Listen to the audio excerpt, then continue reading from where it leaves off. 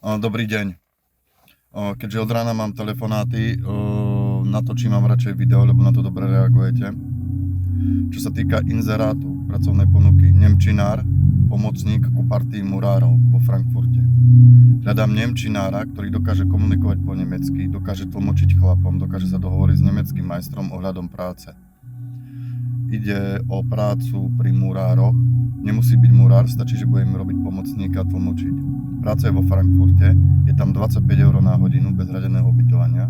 S hradeným ubytovaním je tam 22 eur na hodinu. Potrebné veci: nemecký jazyk na komunikáciu, auto, živnosť a aspoň trošku niečo vedieť o stavbe a byť pomocníkom. Splatnosť faktúry je tam 14 za 14. Je tam možnosť zálohy.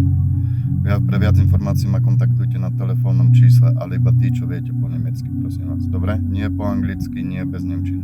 Dobre? Ďalšie inzeráty budú buď dnes večer, alebo budúci týždeň. Ďakujem vám. Workforce.